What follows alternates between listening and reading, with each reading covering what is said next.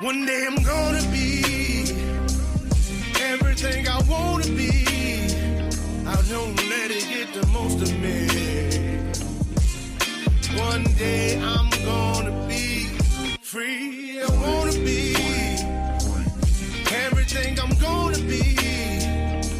My future right in front of me. One day I'm gonna be free. I wanna be free. Then let me be. From the depths of darkness, a voice emerges. A host with a fire burning in his soul. With a heart, steel, and a spirit unbroken. He rides on two wheels, ready to claim his throne. Amidst the chaos and the thunderous roar, insane wheels rise as a force to be reckoned with. Fueled by the power that only metal can bestow. He takes his stand, refusing to submit. Insane wheels hear his battle cry. Metal and mayhem will never die. Rituals report he paves his way. More legend in the making, day by day.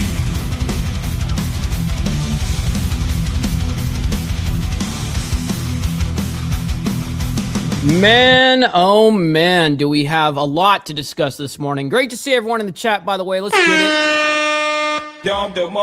We have a humongous amount of stuff to go ahead and discuss this morning. And to basically clear the air, there's a lot of things that are going on. And let's go ahead and discuss it a little bit. So the UAE was hit, as well as Trump signs some orders today, as well as Iran war latest. Now, let me go ahead and give you guys the chronological breakdown first of what we're going to be discussing, and then we'll go ahead and get into specifics. So we're going to start the morning from Supreme Court restores broad access to abortion pill. That is going to be the very first story of the morning. And then we've got some breaking news that happened, obviously, right after our show yesterday, was Iran launches missiles. UAE intercepts most of them. And then we have Trump threatens Iran and says, quote, blown off the face of the earth. And then we have some interesting story that happened yesterday near the White House. Secret Service shoots armed person in D.C., White House lockdown.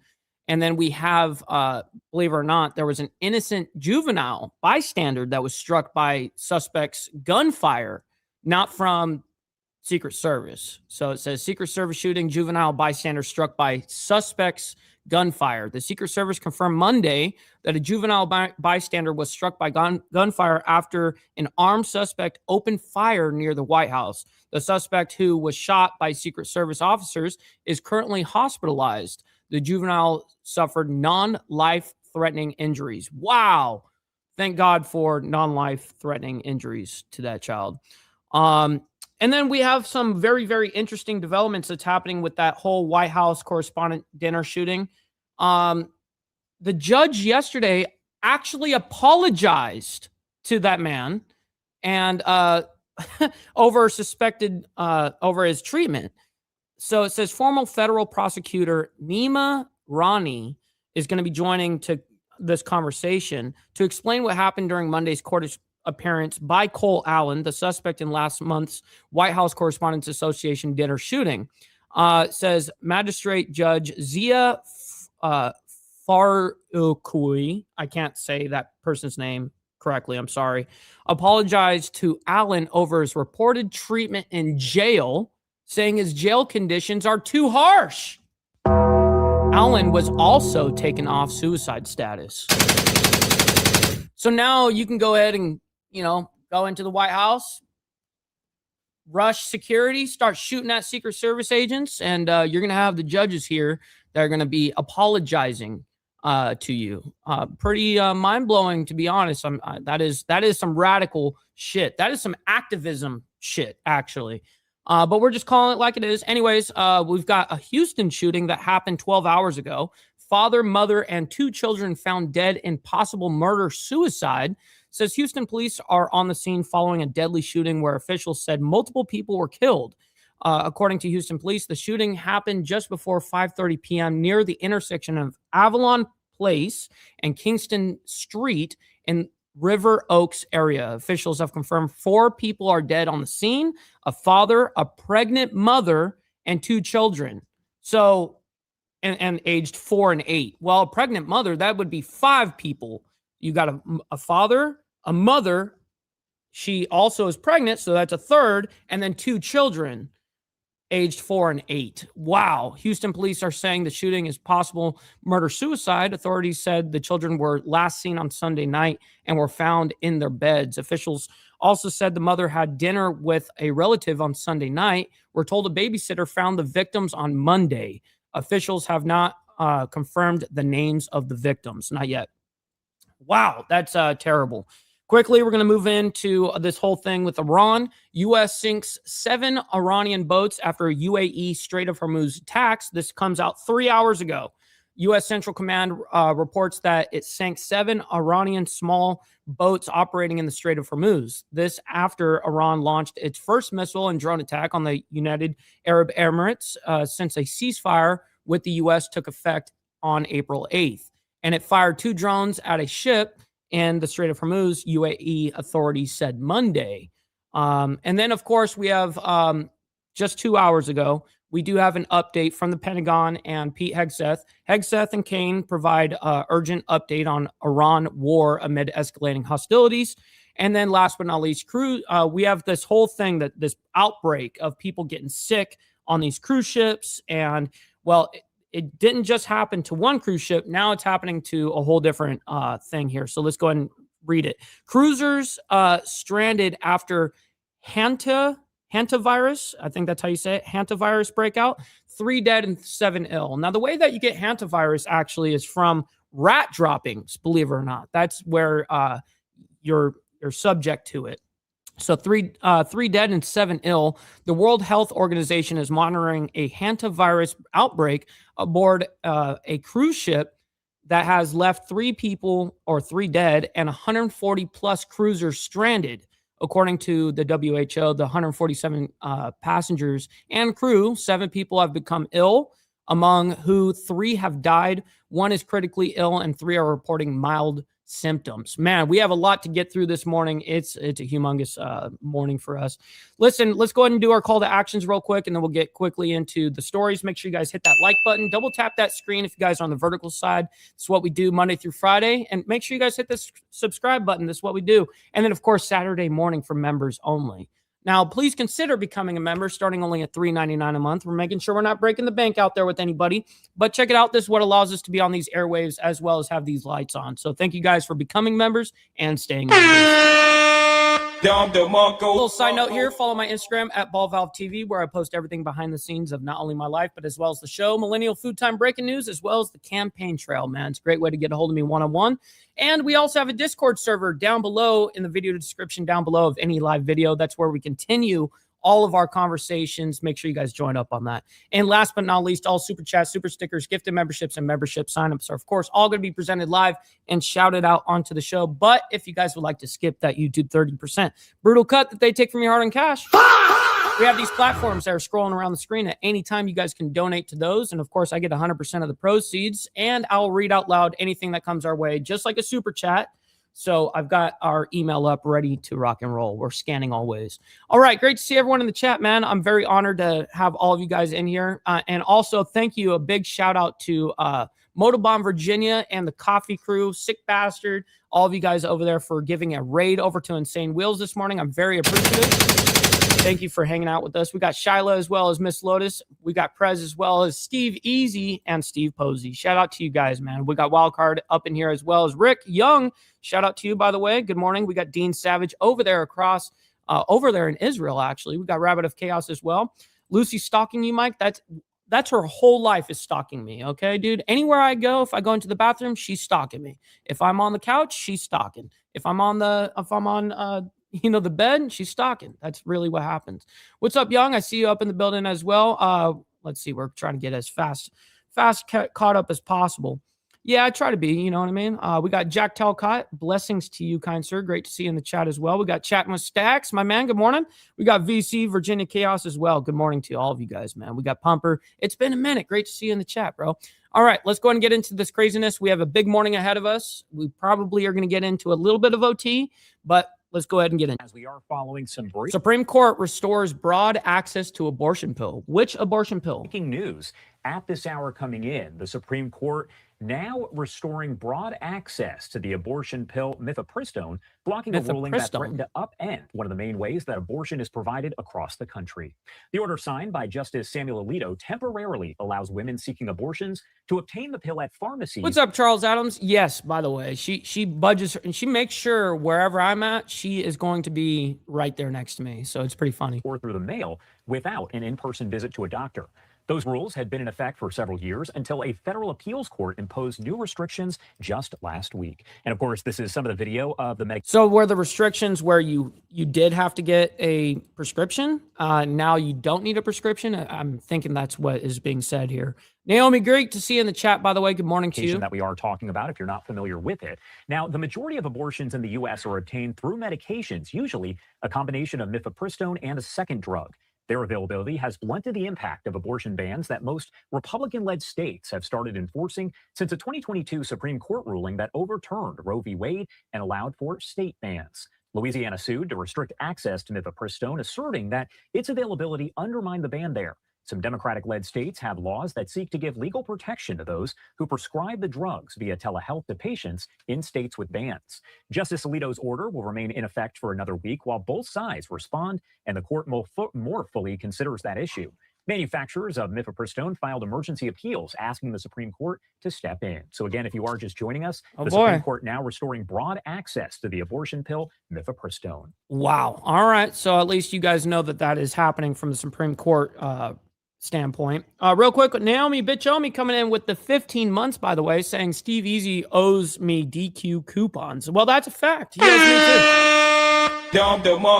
He's owed me some DQ coupons for the last couple of years. It's true. It's true. Great to see you, by the way. Thank you for the 15 months. It definitely goes a long way. We got Lick It Up with Poncho as well. Good morning to you. And Shyla, yeah, unfortunately, it went the other way where they're restoring access where anybody can pretty much get them. Anyways, let's go ahead and get into what happened yesterday. Right after we ended the show, it was almost immediately right after we ended the show, Iran launches missiles and also drones. UAE intercepts most of them, and they were actually headed towards them as well, and they did get hit. All right, let's go ahead and bring this up. Look there. Because they also hit oil infrastructure. They hit a whole bunch of shit, meaning Iran hit a whole bunch of oil infrastructure within the region. On the right-hand side of your screen, over the Strait of Hormuz, that's coming in from marine traffic. Now, we're also following some breaking news that I brought you right before the break as we gather more information here. Lucas Tomlinson over at Fox News reporting that 4 cruise missiles have been launched by Iran. 3 of them, he says, were successfully intercepted over the United Arab Emirates territorial waters, and 1 of them fell into the sea. So it doesn't sound as though there's any damage, but again... No, but I do think the actual damage came from a drone that hit oil infrastructure, and then it sparked fire, and then, yeah. 4 of those missiles launched from Iran, and the information that we have coming in from the UAE's Ministry of Defense. As we get more details on the situation developing there, we will keep you updated here. And of course, that was all the update was right there. It was right after we got off our live stream yesterday morning. So, I heard that Iran hit one of our ships. Yes, that was the claim, Charles. And then Central Command came out, U.S. Central Command came out and said, no, that's false. We never got hit. We never got struck. There's no evidence of that, and it never happened. So, yeah. Anyways, let's go ahead and get into Trump threatens Iran, quote, blown off the face of the earth. Let's go ahead and bring that up real quick. First, Naomi sends in $5 saying, dues for being late. You know the rules. Yes, ma'am. I very much appreciate that. Thank you for the 5 spot for being late. Listen, the late tax is real. All right, let's go ahead and bring this up, and we'll quickly discuss this. And let's go ahead and bring it up. Here we go. We do have some more breaking news related to the Iran war. This is by Fox News right here, saying breaking: Trump speaking with Fox News' Trey Yingst threatens that Iran will be, quote, blown off the face of the earth if the Islamic Republic attacks U.S. ships guiding vessels through the Strait of Hormuz. So that is... Yes, and if you're seeing any of the where there was like a torpedo that hits a Navy vessel or whatever, that's actually a very, very old video that's circulating as well. And that may be the one you saw. I don't know, but there's that one as well. And Iran is making claims that they did that. Actually, that was a test that the United States was doing against their own shit. So anyways, there's old videos that are circulating that Iran's trying to use and say, hey, this is what we actually did to them, when meanwhile they never did that. Some new developments as we continue to track all of the breaking news. We had just brought you this breaking news moments ago that the U.S. military says it has sunk 6 Iranian small boats that were targeting civilian vessels in the latest test of the ceasefire. Admiral Brad Cooper, who heads U.S. Central Command, said U.S. military helicopters have sunk 6 Iranian small boats that were targeting civilian vessels in the Strait of Hormuz, the latest test of this ceasefire between Iran and the U.S. Admiral Cooper said the U.S. military has been... Steve Easy, no, I did not see that. That is funny, though. ...able to clear a pathway in the Strait of Hormuz that is free of any Iranian mines in an effort to allow commercial vessels to transit the waterway. He said the U.S. military also has set up a defensive umbrella that includes American helicopters and fighter planes to protect the freighters leaving the strait. But we continue to follow the very... See, that's the whole thing is we have a whole different thing going on here. He said the U.S. military also has set up a defensive umbrella that includes American helicopters and fighter planes to protect the freighters leaving the strait. But we continue to follow the very latest developments as... See, and they're not calling it an operation either. President Trump now ramping up rhetoric, saying that he will blow Iran off the face of the earth should there be any sort of retaliation on Iran's behalf. All of this comes as the United Arab Emirates said earlier today that it came under attack by Iran for the first time since this ceasefire took hold in early April. Those attacks appear to be in response to President Trump's latest efforts to reopen the Strait of Hormuz. The defense... Yes, real quick, we've got over 100 people in here. Make sure you guys double tap that screen if you're on the vertical side. Hit that like button. You guys don't have to like all this craziness that's happening around the world, but you guys can like it for me and what we're doing here on Insane Wheels. So thank you for that. With the UAE said Iran had launched 4 cruise missiles, with 3 shot down and 1 falling into the sea. Those attacks came after the U.S. military said 2 American-flagged merchant ships had successfully transited the Strait of Hormuz after it launched a new initiative to restore traffic Monday. So we are continuing to follow all of those breaking news developments. Admiral Cooper also telling reporters that American forces have opened a passage through the strait and that the U.S. military helicopters have sunk 6 Iranian small boats that were targeting civilian vessels. And I think that number has actually gone up too as well. So from yesterday's 6 Iranian small boats since this whole thing has been basically targeted and sunk. We're going to move on, though. Let's bring it back to nationally here in the United States.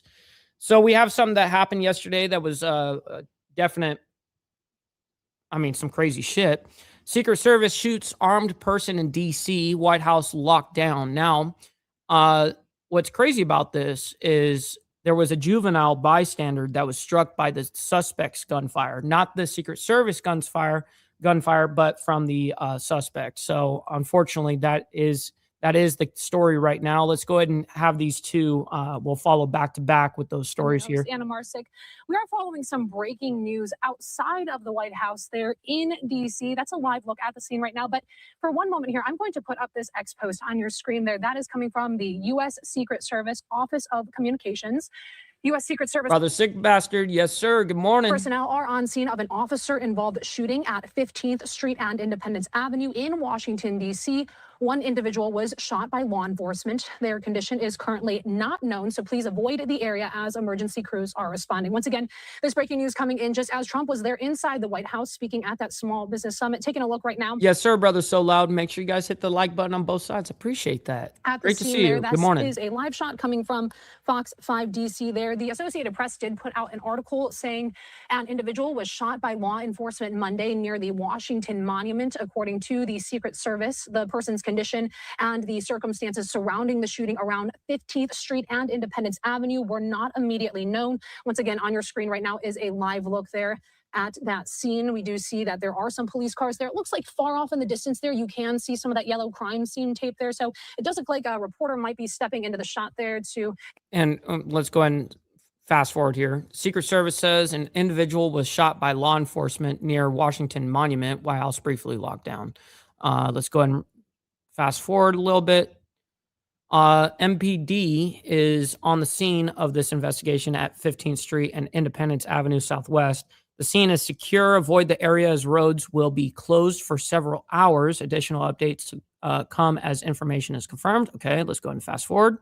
See what's going on here on the scene. Officials who might be involved in this investigation there, but we're learning that MPD is on the scene of this investigation at 15th Street and Independence Avenue Southwest. The scene is secure. Officials are, though, saying to avoid that area as the roads are going to be closed for several hours. Additional updates will come as they are confirming information. But once again, on your screen there, a live look coming from Fox 5 DC. We saw the crime scene tape up there. You can see a lot of law enforcement still on the scene there. And it looks like we do see a reporter there, maybe getting ready for a potential live hit. Once we do see Fox 5 get on the air with their coverage. I'm down with this message, by the way, Wildcard. Absolutely. We will be dipping into that and bringing you that here. But I'm going to put up this X post there coming from the Secret Service office. Again, we don't know too much yet. This is all breaking news just coming into our newsroom here, but U.S. Secret Service personnel. So it says right here, law enforcement, their condition is currently unknown. Now, here's the thing. The condition is known now. I have that update for you guys.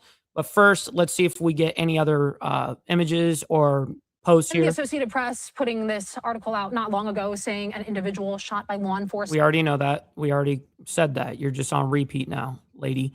Let's go ahead and see what this guy has to say on the scene.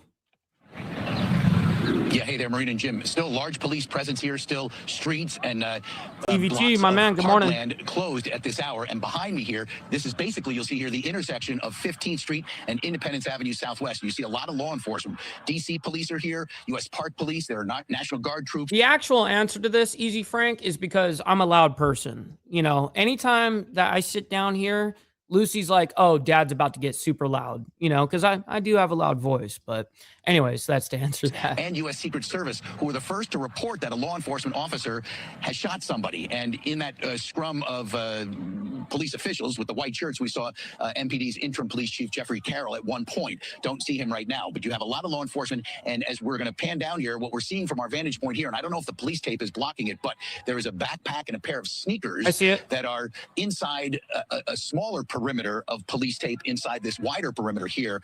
And you've got all the law enforcement official types and investigators standing around that backpack and those sneakers. We're not sure which law enforcement agency the officer who fired the shot at this person, male or female, we don't know. It looks like men's sneakers, but you can't tell for sure.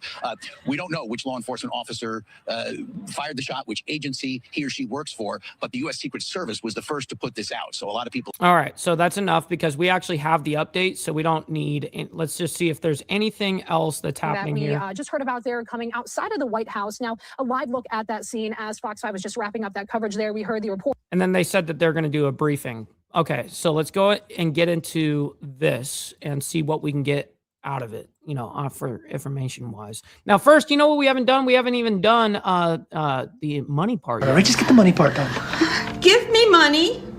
Money me. Money now. Me a money needing a lot now. Actual factual. Denied. All right, here we go. Let's bring it up. All right, it looks like that press conference there is getting started on that shooting in D.C. Let's go to that. Of United States Secret Service Police. Approximately 3:30 this afternoon, our plainclothes officers and agents that consistently patrol the outer perimeter of the... Yeah, we got 178 people in here between both live streams. Let's get the likes up, everybody. I appreciate it. White House complex identified a suspicious individual that appeared to have a firearm. They called in support from our marked uniformed Secret Service police to make contact with that individual. Upon making contact, that individual fled briefly on What's up, Chasing Ghost? Good morning. foot, withdrew a firearm, and fired in the direction of our agents and officers. They returned fire and engaged. That individual was hit. He's since been transported to the hospital. I have no comments on his condition. I can tell you that. But we do know that the juvenile that was struck is also hospitalized, or was hospitalized, and maybe they are still, but at least it was non-life-threatening injuries is what the report is. At least one, we believe only one bystander was hit by the suspect. That individual, juvenile, that sucks, Naomi. did not sustain any life-threatening injuries, but he's also receiving treatment at the hospital. Not yet, Steve Posey. We definitely will, though. I'll point out that not long before this shooting occurred, the vice president's motorcade did transit through this area. The investigation itself, in terms of the use of force in the shooting, will be conducted by Metropolitan Police Department. I'll pause there. Matthew, do we know how your guys identified this person as being suspicious? Was he on a radar or just how he appeared? No, my understanding is they observed a print, we would call it, visual print of a firearm. These are trained surveillance detection personnel out there looking every day to look for just that. Not far from the White House complex, and they observed a visual print of a firearm. Brother So Loud coming in with the 10-month membership, by the way, saying, come on, brothers and sisters, hit the like button. Man, I very much appreciate that. Absolutely. Make sure you guys double tap that screen and hit that like button. But thank you so much, Brother So Loud, for that. Showing a little love, and hopefully you've enjoyed those 10 months, man. The motorcade in any way? Did he approach it with any menace? No, not to my knowledge. Was there any other reason to believe he was suspicious beyond just having a firearm? That's enough for me. Yeah. And then do we know if the child who was struck was definitely struck by the shooter or by accident, perhaps by the officer? I can't say, and we'll let the doctors figure that out, but everything I've seen leads me to believe, and the investigators believe, he was struck by the suspect. So, Mr. Quinn, this man was spotted near... Well, that didn't sound so convicted, but yes, the reports down here, what I read earlier, is exactly that. It says the juvenile suffered non-life-threatening injuries and was struck by gunfire after an armed suspect opened fire near the White House. That's the report. Near the White House, but not on the property. Correct.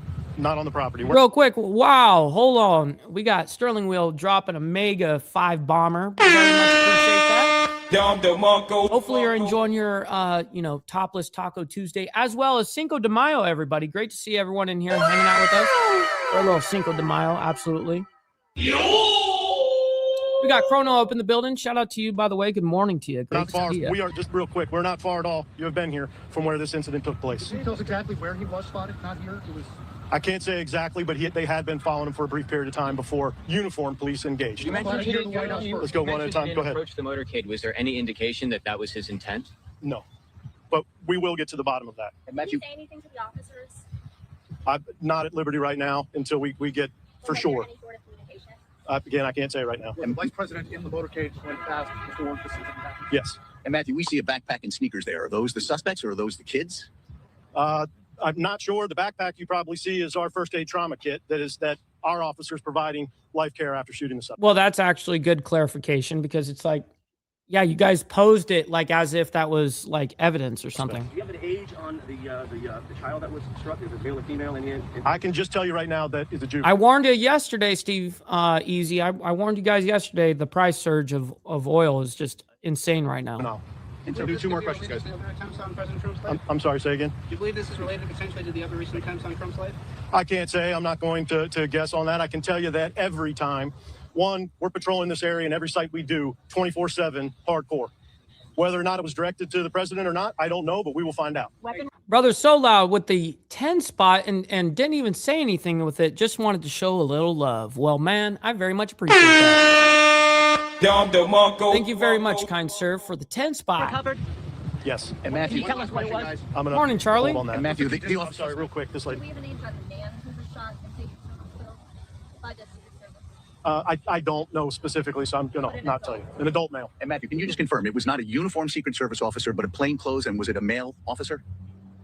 Or agent? Male agent? That fired the shot. No, I can confirm with you it was uniformed Secret Service police officers that engaged the suspect. But it was a But you didn't. Yeah, you didn't answer though. Male or female? Clothes who made the first visual. Yes, sir. Okay, it was male. Thank you. Thank you. All right, and that's all we're getting from this. All right, so we're gonna move on. So, as you guys know about the White House correspondent dinner shooting, we have an update. Apparently, the judge yesterday actually apologized to this motherfucker over his treatment. Let me go ahead and read this real quick. It says, Magistrate Judge Zia Faroukwe, I don't know how to say her name, sorry, it is what it is, apologized to Allen over his reported treatment in jail, saying his jail conditions are too harsh. Allen was also taken off suicide status. All right. Looks like a little bit of activism to me, or a lot of it. So let's go ahead and figure out what's happening. You know what? This judge might just have to, no, not just might, absolutely has to embrace their fuck ups. Don't beat yourself up over past mistakes. You are going to fuck up again in the future, quite possibly in a most spectacular fashion. Why worry about yesterday's fuck ups when you have tomorrow's fuck ups to look forward to? You are a fuck up, and fucking up is part of your growth process. Embrace the process. Shit. We got No up in the building. Shout out to you, by the way. Good morning to you, and cheers. Great to see you in the chat. Now from Fox, I'm Shauna Kalafi. A live look at the White House this evening. The suspect from the White House Correspondents' Dinner shooting was back in court today. And the hearing, though, was not about the attack that the suspect is accused of trying to carry out. The judge actually had questions about jail conditions after raising concerns about 31-year-old Cole Allen's confinement. We just had a live report with Chelsea Torres on this. But for more, we want to bring in a former federal prosecutor, Nima Rahmani. Thank you so much for joining us again, Nima. Hold on. Before this guy gets into it, I got a question for her, homeboy. Why are you gay? Just a question. Just a question. Of course, Shauna. Thanks for having me, as always. So let's start with today's hearing. We're hearing that the suspect, Cole Allen, has only been able to make calls related to his legal case. He says he hasn't been able to call any of his loved ones. He also has requested a few items, including a Bible. I want to ask you, what are the rights of a person who's incarcerated in terms of these different accommodations and items? And do those rights change based on what kind of charges the suspect is facing? Well, Shauna, they can change based on the charges. And really, the primary issue is the individual a harm to himself or herself or to others? And in this particular case, at least for some period of time, Allen was on some sort of suicide watch. Now, the question is, was that because he thought he would be killed by Secret Service agents, or does he presently pose a threat of self-harm? And there's an analysis done in every facility, and that's something that the U.S. Marshals do to make sure that we don't have a Jeffrey Epstein situation. And obviously, this is a highly politicized case. There might be individuals who have very strong views about someone that might try to harm the president or members of his cabinet. So I don't necessarily disagree with separating someone of his high-profile nature from the general population. Because look, if something happens to him, ultimately, it's going to be the marshals, it's going to be the Bureau of Prisons. They're going to be responsible, and you always want to play it safe in a case like this. So you're right, typically you do have access to a phone, and you can make those calls. But if you are on suicide watch, you do not have those same access and those same privileges. So the judge just took him off suicide watch. And can we talk more about the reasoning why he was put on suicide watch? Officials saying they determined him to be suicidal based on that manifesto. Who makes the final call on that? And also on solitary confinement, because you could be on suicide watch and not be in solitary confinement. Is that right?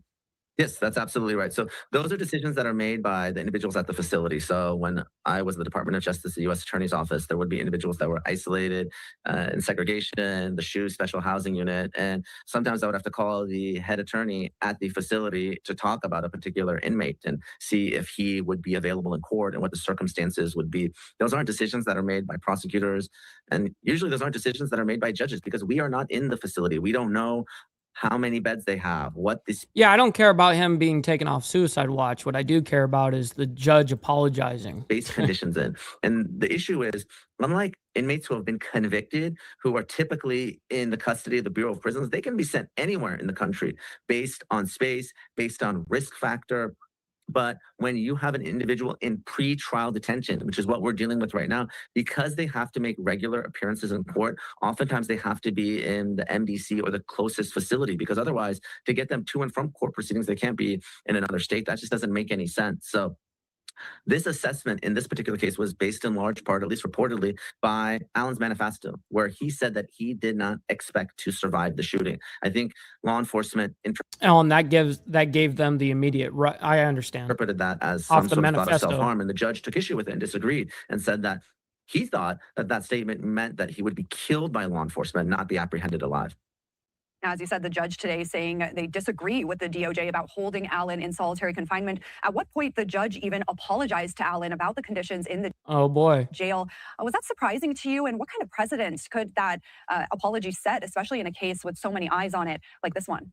That is very surprising. That is not typical, not something that you see, because normally, again, judges aren't in the weeds like this. Now, here, obviously, Allen, through his lawyers, lodged a series of complaints, and they did try to get the judge involved. But normally you do not see this type of intervention. So I think there are folks who are watching that are probably going to say this is judicial activism, because again, it is activism. Normally judges don't second guess these types of conditions. Obviously, you know, I mean, these are US citizens, they have rights, they can't be subject to inhumane treatment, anything that might be cruel and unusual under the 8th Amendment. But typically speaking, isolation, as problematic as it is for an individual's own safety, that's not something where you have hearings like we had today. It's just not typical. And over the weekend, acting U.S. Attorney General Todd Blanche said that the suspect could face even more charges to come. What other charges could be added here? And given what we know so far about the incident, what else could he be facing? I think we are going to see additional charges when they go before the grand jury. So, by the way, I got to tell you, everyone who's in prison, they complain. You know, this is Sean. Yeah, exactly. That's what Shiloh was just saying in the chat earlier. Everyone complains in jail. It's not news. Exactly. That's exactly what he says right there. Listen to that. For the grand jury. So, by the way, I got to tell you, everyone who's in prison, they complain. You know, this is Sean P. Diddy Combs. He was isolated, obviously. Sam Bankman-Fried. I mean, these types of complaints, they are not unusual because being in prison and being isolated is very, very challenging and disturbing for someone who's never been in our criminal justice system before. But to talk about the additional charges, I expect to see more, and this is why. This is a very strong case. We've seen the video evidence. We've talked about that manifesto email. We even had someone that emailed his boss shortly before the attack saying he was resigning. So there's plenty of evidence indicating that this is the person and this is the shooter. Now, I think the only question is, was there a specific intent to assassinate the president? There probably was, but what I would I mean, look at the manifesto. It kind of explained his frustration in it. Expect We read it. We reread the whole manifesto live on the stream. A belt and suspenders approach to make sure if this case goes all the way to jury trial, I don't think it will, Shauna, is to have some additional counts. So you have the attempted assassination of the president, but there are also federal sentences for the attempted assassination of the vice president or other cabinet level officials, or assault on a federal officer. And we know that Cole Allen did shoot a Secret Service agent. So I would expect those charges as well. Again, not to say that they can't prove the top count, which is the assassination of the president count. But what you want to do is, if this case goes all the way, you want to make sure that if the jury thinks, well, maybe Allen wanted to harm someone else, not necessarily the president, they do have another option to fall back on. And I do think that assault charge is also very serious. So we'll see that as well. For folks that don't know, a complaint is just to keep an individual in custody. You have about 14 days, sometimes 30 days to get that grand jury indictment. So at the 2-week mark, you do start seeing the grand jury indictment. That, of course, is the formal charging document that will be read to the jury if we get that far. The complaint is just a placeholder to hold someone in custody, which of course is what we're seeing right now. And today's hearing was just about those jail conditions, but what is next in the legal process for the suspect, especially if more charges come? How long could this whole process take before we see a verdict and some sentencing here? I would think that they're going to move pretty quickly on this. So the earliest we get to trial is a matter of months. So, you know, this is the timeline in federal criminal cases. Typically, you have your arraignment within 3 days. You'll have a detention hearing. Usually, in this case, the defense, they stipulated to detention because it's pretty clear that Allen is a danger to the community. With 14 days, you may have a preliminary hearing. I say may because it almost never happens in the federal system. There's 2 ways to get to a felony jury trial in this country. You either do a prelim, which is how state courts, especially in states where I am, like Los Angeles, that's how they proceed. We're seeing that in the David case or the Nick Reiner case, for instance. Or you go to the grand jury and you get an indictment. That's typically what happens in the federal system and in many states on the East Coast. So once you get that grand jury indictment, there's no need for that preliminary hearing or preliminary examination. And then you start seeing motions being filed, pretrial motions, and then the case gets set for a jury trial. And as you guys know, we're going to be following this whole story, but at least you guys know what's happening, especially with the judge over there. All right, we're going to bring our attention over to Houston, actually. There was a Houston shooting that happened, I believe, last night or yesterday, rather. There was a father, mother, and 2 children found dead in possible murder-suicide. Now, the mother was also pregnant, so 5 people were unfortunately murdered. It says Houston police are on the scene following a deadly shooting where officials said multiple people were killed. According to Houston police, the shooting happened just before 5:30 p.m. That was last night, near an intersection of Avalon Place and Kingston Street in River Oaks area. Officials have confirmed 4 people are dead. That's what they're claiming. I'm claiming 5 because the mother was pregnant. A father, a pregnant mother, and 2 children aged 4 and 8.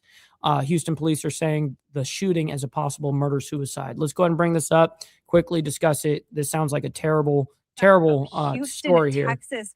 We are getting an update from law enforcement right now about a police response there. Let's listen in, see what's going on there in Houston. Deceased inside of the residence. At this point, we believe it's a murder-suicide. That's all the information we can give you at this time. It's just going to be a babysitter and a sister. What's up, Charlie? We got a lot. I mean, shit, we're only 40 minutes in. We've discussed so many things. I don't oftentimes tell people go back and watch, but this one will definitely be one of them. There's a lot going on, a lot of clarifications on things. There's been a lot of, especially in the Middle East, there's been claims where Iran has like attacked us and all this shit, which were false. There was a lot of things that happened. So make sure you go back and watch all of it. One of the residents here. So did the babysitter show up and find her and then she called police? No one made entry. They just had called in because they were concerned that they hadn't heard from the family. And then police were the first ones to make entry into the residence. Oh, wow. Chasing ghosts.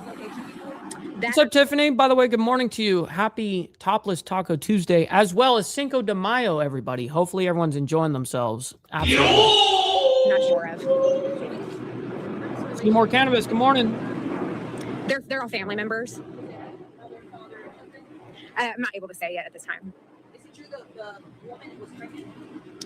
Not that we know of. No. As far as you said that police were the only ones that made entry. When they made entry, did they see, like, I guess, who the person was that committed the act? Was it the father, the mother? Or? So that, again, we're still doing an investigation, so we're not able to release that at this time. Was any weapons recovered? We're still processing the crime scene, so I can't say yet. I hate when they can't say anything. Since probably about last night, yesterday evening. Yeah.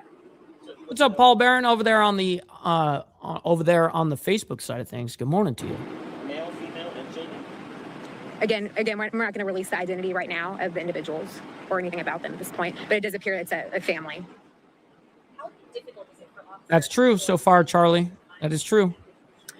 Extremely difficult. We're humans too, so especially whenever we have this situation where there's a family. We're about to give you guys the Pentagon press conference that happened this morning. And so, small, possibly people, just families involved. It's terrible, and it's not. We don't like to see this at all. That we're not sure. Again, this is still a very new investigation, so we're not sure yet. What did the babysitter alert you about? What did she say? They hadn't heard from the family since. Right. Talking about there the was concerns babysitter. that they hadn't heard from the family today. No one had heard from them since last night. Yeah. So whenever you guys showed up to the scene, could you tell it was possibly happened today, the day ago? Sometime between last night when they were seen by family or heard from family, and today at 5. sounds like the dude went off. I mean, that's all speculation. I don't know the facts yet, of course, but I'm just saying, just from what it sounds like there, it sounds like he went off, killed everybody, and then killed himself. Brutal. 30 or 5:26 whenever it was called in. So sometime between then, we're not able to say exactly what time it happened yet. Yeah, no, I think Charlie, on this particular story right here, I think the man of the house did it probably. No, not yet. We're still in the process of talking with neighbors and whatnot. So we'll see, as we continue. All part of the investigation. Yeah, it's all part of the Like I said, investigation. we just got out here. We're early stages. Yeah. I guess all 4 of them had gunshots. Again, We can't say right now. We're still. Man, they're so limited on what they can fucking give. I hate when they do the whole press conference ordeal. They can only say one thing, and then everything else is, we can't say that right now. We can't say nothing right now. Fuck, man. All right. Anyways, we're going to move on. U.S. sinks 7 Iranian boats after UAE Strait of Hormuz attacks. This comes out this morning. U.S. Central Command reports that it sank 7 Iranian small boats operating in the Strait of Hormuz. This after Iran launched its first missile and drone attack on United Arab Emirates since a ceasefire with the U.S. took effect on April 8th. And it fired 2 drones at a ship in the Strait of Hormuz, UAE authorities said Monday. All right, let's go ahead and bring this up, and we'll quickly get into this. I want to start with all of the developments coming out of the Middle East. As we know, President Trump over the weekend announced a new operation for U.S. military forces to attempt to open the Strait of Hormuz. Before we get to those developments, I also want to preview the fact that coming up in just a couple of hours or so, 8 a.m. Eastern time, we are expecting an update from the TVT, I'm sure that it's there could be something that could happen, but civil war is going to look different than it, historically, the way that our civil war happened, North versus South. It's going to be very different. You're going to see small pockets of unrest throughout all the major cities. You're going to see it happen in even rural communities too. But it's going to be quite different, in my opinion, just observing the landscape of how this is going to work. If that happens, yeah, I would definitely think that it would be small pockets of unrest throughout the entire United States, and where it's violent. So it definitely could get to that. I'm not trying to fearmonger anybody. I'm just saying that it is a possibility. Do I think it's going to happen? No, not necessarily, but could it happen? Yeah. Pentagon, courtesy of Secretary Pete Hegseth and also General Dan Kane. It'll be similar to the updates that we've had since this war first began back on February 28th. We will take it live and in full as soon as it gets underway. Both of those military leaders will be giving some opening remarks, I should say, and then they will take questions from the press.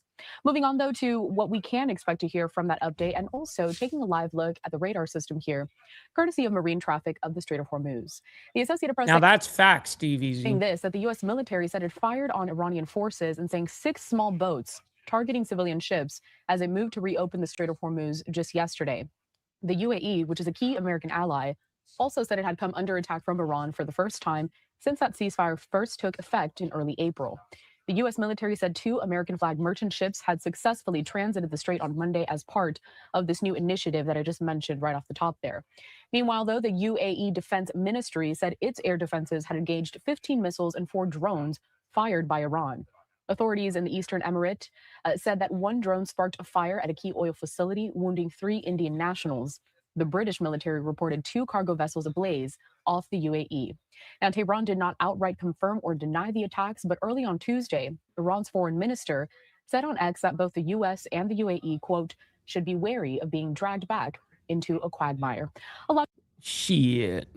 to get to this morning, bringing us... That was this morning that post was made. Now to a discussion featuring Dr. Asaf Romarovsky. He is the executive director of Scholars for Peace in the Middle East, and he joins me now. Asaf, good to see you today. Oh, man. We haven't seen Dr. Asaf on the program in a minute, man. He used to be the best, man, when it came down to the actual unbiased inside of Hamas, actually. He gave us great insights to Syria, great insights to Iraq, and as well as Iran. Basically all of the axis of resistance. He was one of the big reasons why I got interested into the Yemen Houthi rebels and understanding their whole idea and our ideology and what they do over there from him. So anyways. Good morning. Thank you for having me. I'm glad to see him back on the show. So I just gave off a few bullet points there. Obviously, this war continuing to progress here as forces are trying to reopen the Strait of Hormuz. I do want to focus first on that operation announced by President Trump over the weekend. U.S. military moving in to, quote, guide vessels throughout the strait, trying to get that traffic up and running. What kind of challenges does the U.S. face right now, given what we've seen of Iran's current military capabilities?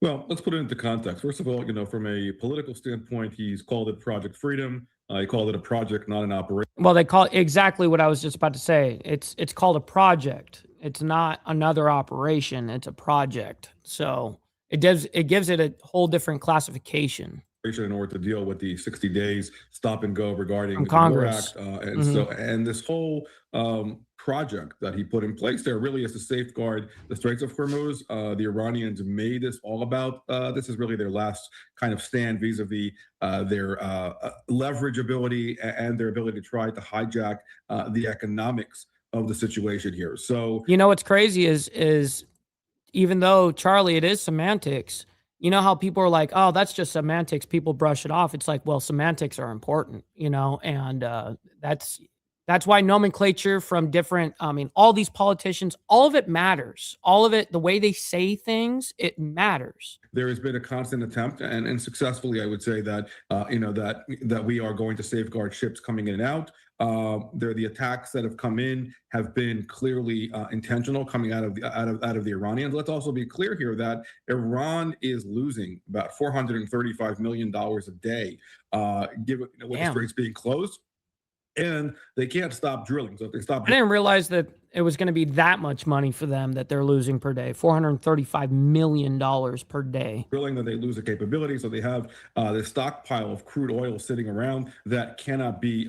As you guys know, all those red dots down there, or you know, those are oil tankers, and then anything petroleum, and then green is any normal cargo ship or vessel. Is just sitting there when they need to store it somewhere, which is also represents a political pressure on them. And really, the reverberating consequences of that are the Chinese. The Chinese are one of the main patrons of Iran itself, and who need the Straits of Hormuz, are also not getting the oil that they need. They're also losing money there. And the connectivity of the finances here, which is also playing into all of this, is that usually the money that comes in from the Straits of Hormuz, out of that $435 million, the Iranian Guard, the IRGC, siphons off its cut. So it's also not getting paid, which also means that its fighters are not getting paid. So we are squeezing them. We are hurting them. They are definitely, in a very weak position. But this is their last hold as far as trying. Oh yeah, trust me. I mean, right now, shit, they're buying from us. So if that tells you anything, squeeze the world, and so the consequences. And the other element here, they are using the Iranian propaganda machine, the benefits of the internal debate that's happening here in the United States regarding the prices of oil, the prices of gas, the upcoming midterm elections. Every time these kind of debates spark, the Iranians use— That's very true, Charles. It's going to start damaging their infrastructure. It probably has already damaged their infrastructure already. It's a lot of movement stopped. Out to their advantage to try to create chaos and propaganda in order to try to say, you see, America is the quote unquote the evil empire, the satanic force, and even their own people are not happy with the president, etc. That's part of the Iranian strategy. Bringing us out to a social media post courtesy of Reuters, it pretty much recaps the major points we're going to be discussing here. The U.S. military saying it destroyed 6 Iranian small boats and intercepted Iranian cruise missiles and drones as Tehran's— Be good out there, brother TVT. We always appreciate you, my man. Be safe out there. To thwart a new U.S. naval effort to open shipping through the Strait of Hormuz. Speaking of some of these attacks that we saw over the last day or so, the UAE, as I mentioned off the top, it reported missile and drone attacks from Iran. Zoff, why might Iran risk attacking Gulf states right now, especially because technically we are in a ceasefire? Well, again, the fact that they are allies of the United States. To that end, not only, the UAE and the Gulf does not have the same kind of battery support, for example, the state of Israel has. And trust me, Iran definitely has feelings, emotions about them siding with us in this war and supporting our war efforts. Israelis actually moved a battery of Iron Dome to protect the UAE, which I think is a phenomenal collaboration and goes to the testament and the validation of the Abraham Accords. Again, the fact that they're working together. Any ally and any asset of the United States from the Iranian narrative is perceived to be as a legitimate target. From a religious dimension here, this is something that's really critical to understand.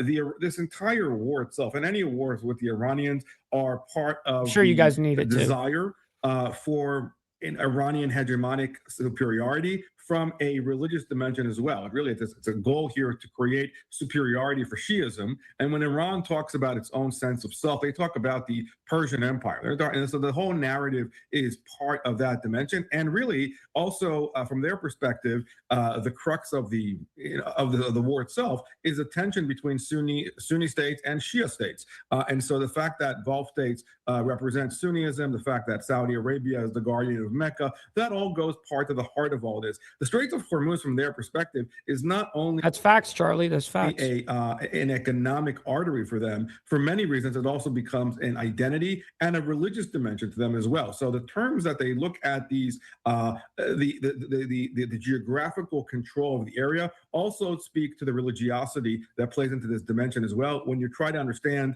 the mindset of Tehran at large, and it doesn't matter if the direction is coming from the mullahs or from the IRGC, the objectives and the religious domination and the military domination as far as the area itself is the same. We've yet to see, as you and I have discussed since the beginning of this war, we've yet to see the supreme leader himself in person. Mushtaba is said to be significantly injured. He has not been out there. He has been sending out messages. Some of the rumors are through some kind of motorcycle couriers that he's sending out. And there was a message that was read from him on Iranian TV, again, that we are going to be victorious and things like that. But nobody has actually seen the supreme leader itself. And again, he's still trying to solidify. It's weird because when there was that memorial that was made for all of the leaders that have died over there in Iran, the son, who is supposed to be the successor here for the Ayatollah, he was also put onto that wall, like as if he was already dead. Now, the claim is, or the actual reports are, that he hurt his, got injured and possibly even lost his leg. There's reports of stuff like that, but there has been no official, like where Iran has actually pushed and shown him on TV. He hasn't come out in public at all. He hasn't done any of that. There has been a message that has been relayed, but that was made by somebody, I guess the note was given to this person and then they brought it over to the government, whatever. So yeah, what he's getting at is interesting because supposedly he's even supposed to be more harsh and more radical than even his father was. So him and I'm sure that, trust me, I lost a leg, right, from a traumatic injury, right? And that shit takes a minute for you to go ahead and recover from. If let's just say that happened 60 days ago or whatever. Yeah, you're still, you don't even have a prosthetic leg to stand on yet. And, his control and power and whatnot. And it is said that, of course, he's even more radical and more authoritarian and more hardline than his father was. So this is all part of what's coming out, but yet we have yet to see the individual. But that's part of what you're seeing play out here. And in the same vein that the Iranians attacked the British, American base in Diego Garcia, there, again, UAE is all fair game. The unfortunate reality is that the UAE does not have the same kind of defenses that the Israelis do, but the collaboration is quite telling about the fact that everybody is on the same page regarding the removal of Iran in every way, shape, or form. Yeah, that goes for even places like India. The prime minister over there has heavily supported the war effort that's happening. I'm going to stay focused on the Gulf states for a second here. Not just the Gulf states, but even places like India, and also with somewhat in the region. UAE. You spoke a little bit there at the end about their defense systems, but how they are still poised to support this mission for Iran not to gain a nuclear weapon, but also to reopen the Strait of Hormuz effectively. If we can dive in a little bit deeper to that, not just the UAE, but Gulf states, how they're poising themselves throughout this entire conflict. Is it more so they're there to and are ready to absorb these kind of attacks from Iran without trying to broaden the war even further? Or what are some of the moves that we've been seeing on their part?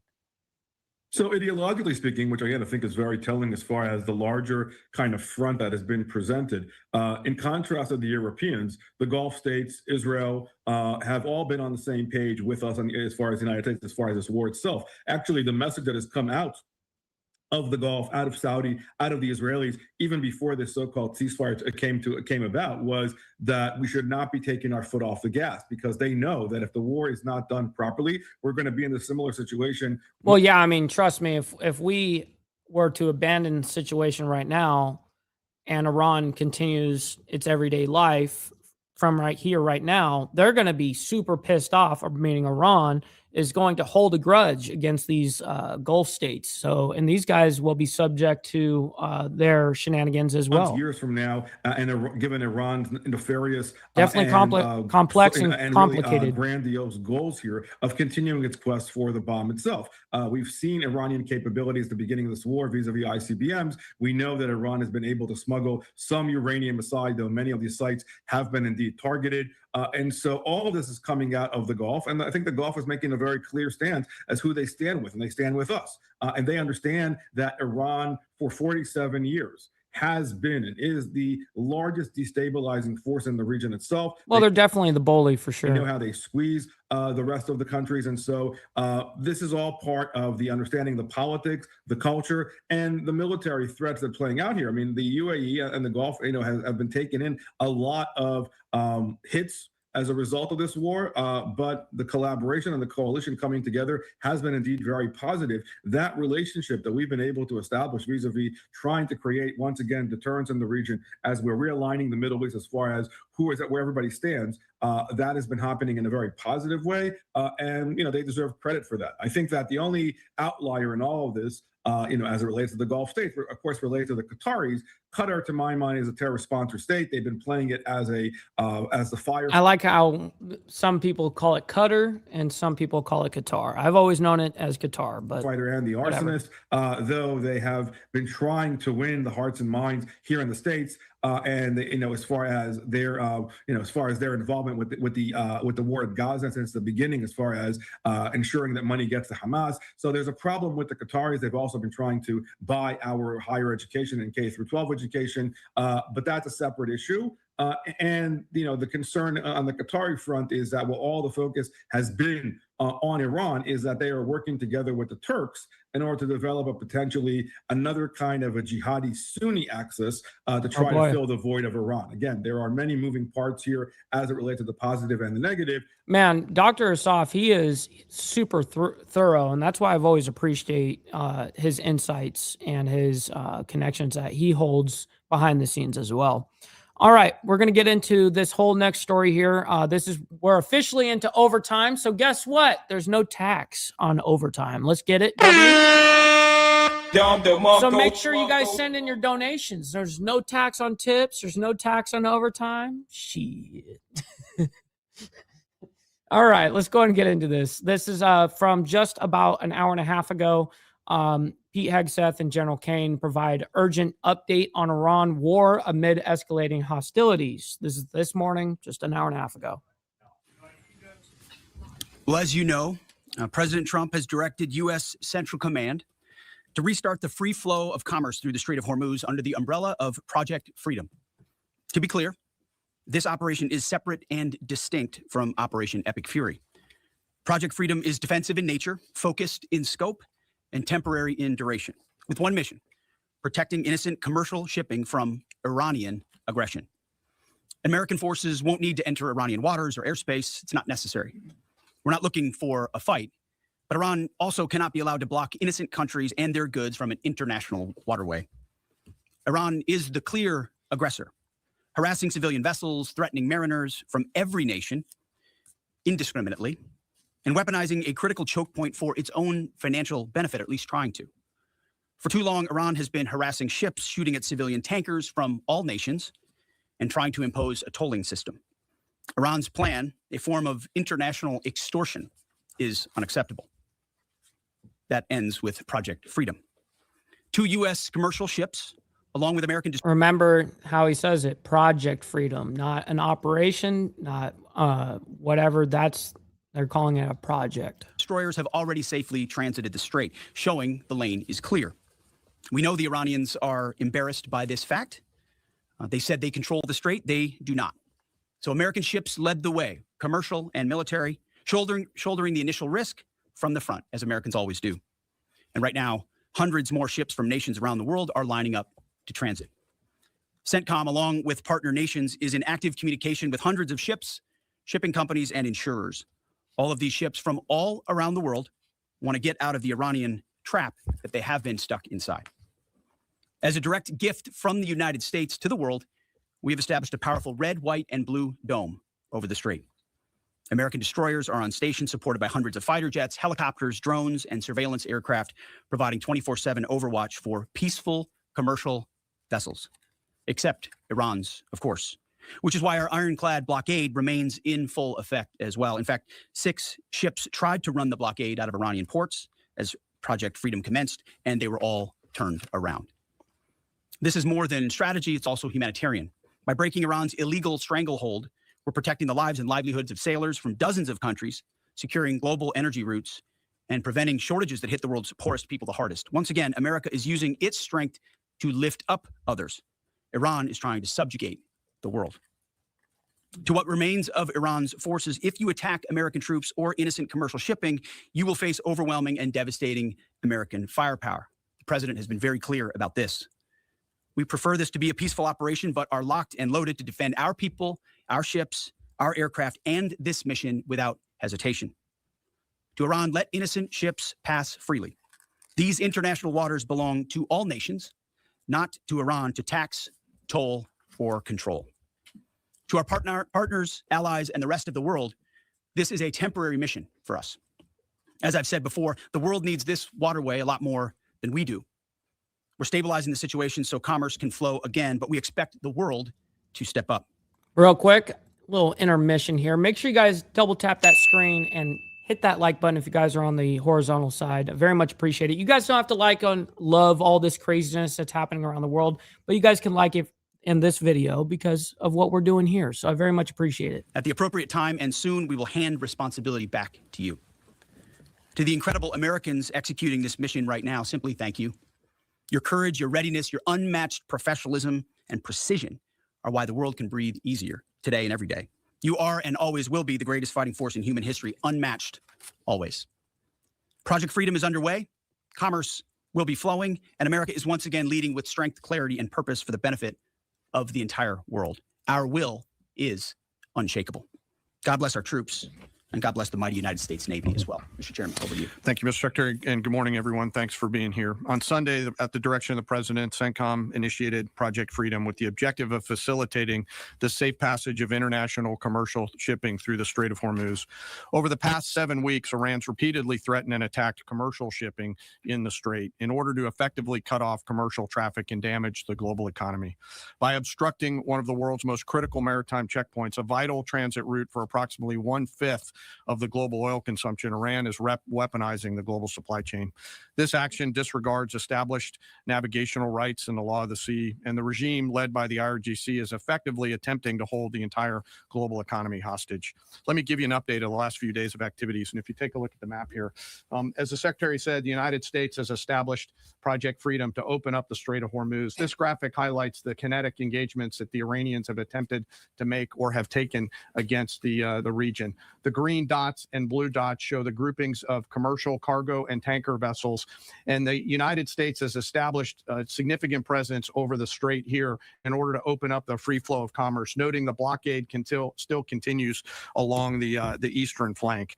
The map shows the examples and samples of Iranian attacks against commercial vessels in the strait, as well as the Gulf of Oman and up in the Arabian Gulf. Since the ceasefire was announced, Iran has fired at commercial vessels 9 times and seized 2 container ships, and they've attacked U.S. forces more than 10 times. Now, those 2 container ships were not U.S. flagged. That's a special detail. All below the threshold of restarting a major group of tankers and cargo vessels in the U.S. blockade line, as I mentioned. As a result of Iran's indiscriminate attacks across the region, there are currently 22,500 mariners embarked on more than 1,550 commercial vessels trapped in the Arabian Gulf, unable to transit. In addition to shipping, Iran has continued to deliberately attack its neighbors. Just yesterday, Iran attacked Oman once and the UAE 3 times, including an attack on Fujairah oil terminal, which was successfully defeated. They also launched cruise missiles, drones, small boats at U.S. forces defending commercial shipping in the Straits, and United States Navy What's up, Texas? Shout out to you, by the way. Hopefully you're enjoying the morning, and happy Cinco de Mayo to you and everybody here, by the way. MH-60 helicopters and Army AH-64 Apache helicopters successfully defeated those threats. Thus far, today is quieter. Let me describe this defensive operation just a few clicks down for you. As the Secretary said, Project Freedom is designed to protect commercial shipping and help restore the flow of commerce through the strait and sustain freedom of navigation. CENTCOM has established an enhanced security area on the southern side of the strait that is now protected by U.S. land, naval, and air assets to help defeat further Iranian aggression against commercial shipping. I'd like to share a little bit more about U.S. capabilities, but for operational security purposes, I'm not going to get into specific details out there. On the surface, guided missile destroyers and other warships are detecting and defeating Iranian threats. This includes fast boats and one-way attack drones. In the air, more than 100 fighters, attack aircraft, and other manned and unmanned aircraft synchronized by the 82nd Airborne Division are in the air 24 hours a day, providing defensive overwatch for the enhanced security area and its approaches that I discussed. These forces are comprised of over 15,000. What's up, Lindsey Smith? Hopefully you're enjoying your morning so far. Definitely know that we are. Great to see American service members, and have established localized air and sea control to protect against Iranian threats. Commercial vessels that transit through the area will see, hear, and frankly feel U.S. combat power around them on the sea, in the skies, and on the radio. And as of this morning, as was mentioned prior, 2 U.S. flag merchant vessels have transited, and we anticipate more to transit over the coming days. Further up the Gulf, U.S. Naval Forces Central Command continues to work to identify and mitigate any threats. Beyond Project Freedom, CENTCOM and the rest of the Joint Force remain ready to resume major combat operations against Iran if ordered to do so. No adversary should mistake our current restraint with a lack of resolve. And the President has said, as the Secretary has, that now is the time for those with equity stake in the strait to come assist. You be safe out there, brother VC. We always appreciate you, my man. Before I turn it back to the Secretary, I want to take a moment to highlight part of our joint force today. And today I want to talk about the paratroopers of the United States Army 82nd Airborne Division. When the President or the Secretary need immediate, scalable, and lethal combat power in CENTCOM or elsewhere, the All-American Division answers the call. The 82nd is the core of our nation's immediate response force and ready to deploy within hours of notice. These paratroopers are capable of accomplishing any mission in any environment, constantly training, constantly ready to jump from Air Force aircraft into ground combat and seize key terrain if ordered to do so, just like their predecessors did in Sicily and Normandy in World War II, or to secure or enable the follow-on forces to flow into theater as they did in Grenada. Brother Joseph up there in Canada, our favorite snow Mexican. Great to see you, by the way. Always appreciate you. Good morning. Or Panama. They can do the range of missions from counterinsurgency to counterterrorism operations to power projection, as they have many times over the course of the history of this great division. They can do all these things because they're incredibly well-trained, well-equipped, and well-led, but also because of the indomitable spirit of the All-American paratrooper. Every single one of them volunteered for this role, volunteered to go to airborne training, and volunteered to serve. But this division is now more than just a formation that we use for forcible entries. For example, just today, they are out there coordinating, integrating, and synchronizing land, air, space, sea, and cyber forces using joint all-domain command and control. They use next-generation tactical networks that are AI-enabled to augment intelligence and operations, and they seamlessly synchronize all of these effects and are doing so in support of Project Freedom as we speak. The relentless focus on technical innovation allows the commanders out there in the field to see, sense, and understand the opportunities that are in front of them, along with the associated risks, and make smart decisions out on the objective. With incredible courage, tenacity, and grit, they are going all the way every day. And whenever the nation calls on them, they are there to answer the call. We are grateful for their service and their leadership. Lastly, before I close, as I often do, I want to remember some of our fallen. Today, we remember Sergeant William Rivers, Specialist Brianna Moffett, and Specialist Kennedy Sanders of the 718th Engineering Company, U.S. Army Reserves out of Fort Benning, Georgia. They were tragically killed on January 28th, 2024, when attacked by an Iranian-backed proxy force at Tower 22 in Jordan. We continue to carry on their memories. We remember their names. We remember their families. And the Secretary and I are deeply grateful for all of our deployed forces who are out there doing our nation's work. And sir, with that, I'll kick it back over to you. Questions time. We'll take a few questions. Go ahead. Thank you. Alexandra Ingersoll, One America News. Do you assess, Mr. Secretary, do you assess what's left of this small boat fleet to be a significant threat or a nuisance to be managed? And then secondly, what is your message to critics who say that the U.S. doesn't have a strategy in this mission? Well, any threat needs to be taken seriously. And just like those 6 attack boats that the chairman mentioned were taken seriously and dealt with before there were any real threat to the American military vessels that they were approaching. And that is small craft like that are all that Iran has left. Their ability to get close with a destroyer of the capabilities that we have is limited, but we're going to take it very seriously and kinetically, quickly. We're not going to allow a threat to gather. And I can tell you, even from just this morning, the strategy remains laser focused. In fact, what I think you see from Project Freedom is that we're not allowing ourselves to get distracted. This is a separate and distinct effort, temporary nature, that we plan to hand over to the world. The world has expressed a desire to be a part of this. As is often the case, or maybe almost always the case, American leadership is required. So the president was willing to undertake this, send commercial ships through, send destroyers in, provide this red, white, and blue bubble of protection, and encourage the world to step up. Because ultimately, this waterway is, as I said, far more crucial to the rest of the world. And real quick, we got Brother Code coming in hot on the Cash App. He sends $5 saying support for the show, my man. Well, I very much appreciate that. Throwing a little love onto the Cash App. Thank you very much for the $5. They need to have the ability to defend it. So I think this is a reflection Shout out of to you, a man. laser-focused strategy, actually, right here. Good morning, Mr. Secretary, Mr. Chairman. David Zia, Real America's Voice. I wanted to ask you of any of the fast boats that have been either sunk or identified, are there any armaments larger than, say, small, AK-47 type stuff, or any anti-ship cruise missiles identified? And my second question is, if there's a divide between the IRGC and Tehran, is there a way to get Tehran to agree to let us go after the IRGC that is doing these attacks without violating the ceasefire? Well, right now, anything coming at our crafts, regardless of what's on it, has to be defended against, and that's the case. I don't know what the Yes, sir. I just gave you a big shout out, my man. Hopefully you are enjoying your morning so far, your Cinco de Mayo. Great to see you in the chat.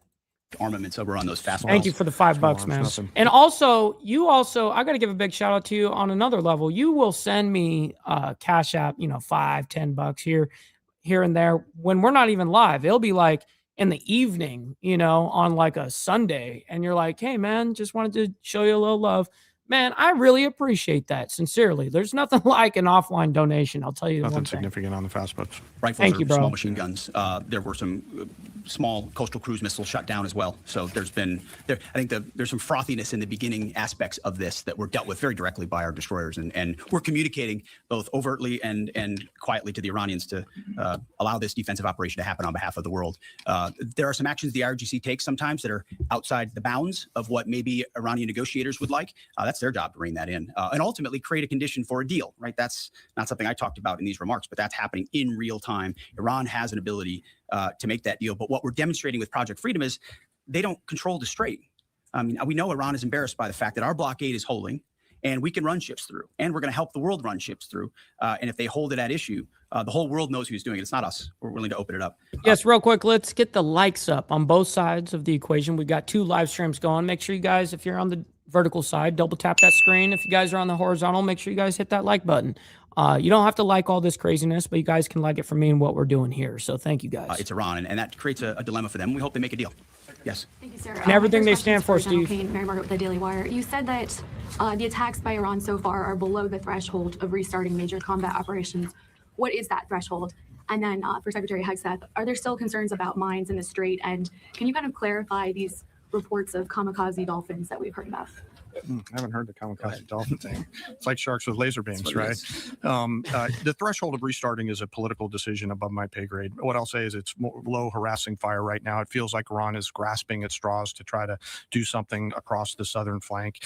To your question, David, their command and control structure remains very fractured, and I think they're struggling to maintain control down echelon at the edge. But it's still pretty low level kinetics at this point in time. And I can't confirm or deny whether we have kamikaze dolphins, but I can confirm they don't. Ultimately, any follow-on effort, if there are mines identified, would be something that some of our units could undertake or the world could undertake. But right now, we know we have a lane of safe passage that commercial shipping can flow through. Thank you, Secretary Hegseth. Last 24 hours or so, Iran's fired at us. We fired at Iran. I'm just going to ask you more directly. Is the ceasefire over? No, the ceasefire is not over. Ultimately, this is a separate and distinct project, and we expected there would be some churn at the beginning, which happened. And we said we would defend aggressively, and we absolutely have. Iran knows that. and ultimately the president's going to make a decision whether anything were to escalate into a violation of a ceasefire. But certainly we would urge Iran to be prudent in the actions that they take to keep that underneath this threshold. This is about the straits. This is about freedom of navigation. This is about international waterways. This is about free flow of commerce, all the things that happened before, and only Iran is contesting. So right now the ceasefire certainly holds, but we're going to be watching very, very closely. Absolutely. James, go ahead. Mr. Secretary, thank you. General, thank you. I want to first express my gratitude and admiration for the work you do and for everyone involved in our armed forces, and also for the accomplishments of Operation Epic Fury, which I think are too often dismissed too lightly. But those accomplishments don't obscure, I think, a central default that has occurred here, and I would like you both to address it. On the first day of this conflict, President Trump addressed the Iranian people directly and said, when we're finished, take over your government. It'll be yours to take. And then on the seventh day of the conflict, in a Truth Social post, the president said, quote, there will be no deal with Iran except, all caps, exclamation mark, unconditional surrender. What happens to that pledge to the Iranians? And when did the president decide to capitulate on his demand for unconditional surrender? Well, James, I wouldn't. You started out nicely, but you ended exactly where we knew you would end. The president hasn't capitulated on anything. He holds the cards. We maintain the upper hand, and Project Freedom only strengthens that hand. And so he will ensure that whatever deal is made or whatever end state is reached creates ensuring that Iran never has a nuclear weapon, which is number one, and he's been focused on that, and the deal and discussions are centered on that. And what the Iranian people take advantage of after the fact is up to them, and he's been very clear about that. And maybe you do it now, maybe it happens later, but ultimately he's also been clear. We're not going to entangle this into some nation-building project. Our objectives are clear. They've been pursued from day one. Hopefully the Iranian people take advantage of that because they're being taken advantage of by this regime. As you know, 45,000 Iranians, innocent Iranians. Yeah, have you done it yet? Have you licked that like button? Yeah, make sure you guys lick it. Killed before the outset of this. That's what this government does, kills their own innocent civilians. Getting out from underneath that is going to be a challenge of the Iranian people, and we certainly hope they take advantage of that. Thank you. Can I have one follow, please? Go ahead. Everybody else. One follow. Directives. Go ahead. Thank you, Mr. Secretary. Can you share any information regarding the South Korean ship that was reportedly hit by Iran? Is Seoul in contact with the U.S. military about it? And is there any indication that they would heed Trump's call made on social media to join Project Freedom? We hope so. We're in contact with that ship, CENTCOM, I should say, and the Maritime Coordination Forces are in touch. And I think targeting like that is a reflection of the indiscriminate nature of what Iran is doing. We hope South Korea would step up, just like we hope Japan would step up, just like we hope Australia would step up, just like we hope Europe steps up. But we're not waiting for them to do so. We're looking to set the conditions to hand to them. But the president was clear in his truth message that, hey, this is your ship. You should take part in helping to defend it. We very much hope they do. Go ahead. Mr. Secretary, in terms of new U.S. intelligence reports suggest that the timeline for the war in Iran to get a nuclear weapon has not changed since last summer, still at 9 to 12 months. Is that intelligence wrong? How can this be after so much bombing? And for General Kane, going on back onto what you're talking about the Strait of Hormuz, the president recently said that the blockade is even more effective than bombing. So why didn't we start the campaign with the blockade? And initially, how many planned ships do you plan to escort or take through commercial ships to the Strait of Hormuz today or in the coming days? Well, we don't discuss the specifics about intel, and anybody that does shouldn't be, and I can't confirm or deny whether that is indeed correct. Speculation, as far as I'm concerned, coming from you. But ultimately, what Operation Midnight Hammer did in the obliteration of those facilities was set back their program. And then, because of the efforts of that 12-day war, the president was able to recognize that this threat, while they continued to seek nuclear capabilities, their will was still there to seek a nuclear bomb. Ultimately, they were creating a conventional umbrella of so many missiles and so many capabilities that no one would want to challenge them. Think of the North Korea. This is the North Korea strategy. We have so many conventional capabilities, you won't do something about it. And underneath that, we're going to develop more nuclear capabilities. So the will was still there. President Trump had the courage to say, we have to dismantle and take on those conventional capabilities while the nuclear facilities are watched 24/7 and overwatched. And we will ensure one way or another, hopefully Iran chooses a deal, that they give up those ambitions, give up those capabilities, and we're able to confirm that every step of the way. So that has been, President Trump's been focused on it. He's set them back like no other president. He ripped up the terrible deal that would have given them a bomb. He took care of it in Midnight Hammer. We're watching it right now. What's up, Brody? What's up, brother Rody? Great to see you in the chat. I called you Brody. I combined it. Great to see you. Hopefully you're enjoying your Cinco de Mayo so far. And ultimately feel good about the fact that the end state will ensure that Iran never has a nuclear weapon. Go ahead. Sir, I'll let CENTCOM talk to the number of ships they're going to take through because they're the nearest ones to talking to the commercial shippers, and I don't want to get out in front of them. On the order and sequence around the military objectives, that's a decision the president and the secretary go get us at. And at the time, we were focused on the primary objectives that were in front of us. Thank you. Ryan Morgan with the Epic Times. On Friday, President Trump notified Congress that the hostilities that began on February 28th had terminated. that came on the deadline of the 60-day war powers deadline. Will this administration be seeking congressional approval for any further military operations if the ceasefire breaks down? Our view is the one you described, that ultimately with the ceasefire, the clock stops. If it were to restart, that would be the president's decision. That option is always there, and Iran knows that, and that's why their choices in Project Freedom are important. The president retains the opportunity and the capabilities, more capabilities than we had at the start of this, to restart major combat operations if necessary. If Iran is not willing to follow through on its side of the bargain or make a deal, then the War Department is postured, locked, loaded, and ready to go. We hope it doesn't have to go in that direction, but Admiral Cooper and our forces are on a 3-point stance and ready to go. Yeah, last question. Thank you. Liam Cosgrove with Zero Hedge. In recent weeks, both Israeli Prime Minister Benjamin Netanyahu and Israel's head of Mossad have stated their intent not to cease combat with the Iranians. Netanyahu put this on Twitter. Israel's head of Mossad said Israel's goals are not finished until the Iranian government collapses. And so they're referring to the government that President Trump has brokered a ceasefire with and is working on a lasting peace in the region with. And so that's something many Americans, especially American farmers, are hoping he does get to a lasting peace. And so if President Trump is successful in that, and the Israelis are explicitly stating their intent to continue fighting at a later date, how can you ensure America doesn't get roped back into a war if that comes? And secondly, with Netanyahu comfortable tweeting something like that out, and also Netanyahu has continued bombing Lebanon despite President Trump I would explicitly say your telling him question not is to. based on the false premise that somehow President Trump is being pulled in by Prime Minister Netanyahu to any of these actions. And that's where you're going. Just to be clear, President Trump has led at every step of this based on his view, American interest in America first. And we're grateful that Israelis have been very capable partners at many steps of this. And they may have some objectives at times that are slightly different than ours. But there's only one hand on the wheel ultimately directing this, whether it's Project Freedom or previously Operation Epic Fury, and it's President Trump. So we're grateful for their input, their insights, the existential nature of the threat they face from an Iranian bomb, the capabilities that they can bring to that. But ultimately, the coordination will happen with the leadership of President Trump. Thank you very much. I appreciate it. Thank you. That's it, ladies and gentlemen. All right. So listen, I can't thank each and every single one of you guys enough for showing the amount of love that you guys do here and showing the engagement, hitting that like button, double tapping that screen, commenting, donating, all of that, man. I'm very honored to be able to do this Monday through Friday. Listen, stick around. We're going to be raiding our buddy Chatting with Stacks. Make sure you guys let them know we're coming through with the Mike Ball raid. And listen, we'll be back tomorrow morning for more of the World's Madness. Hopefully you guys all be safe out there, and happy Cinco de Mayo to everybody, and happy Topless Taco Tuesday.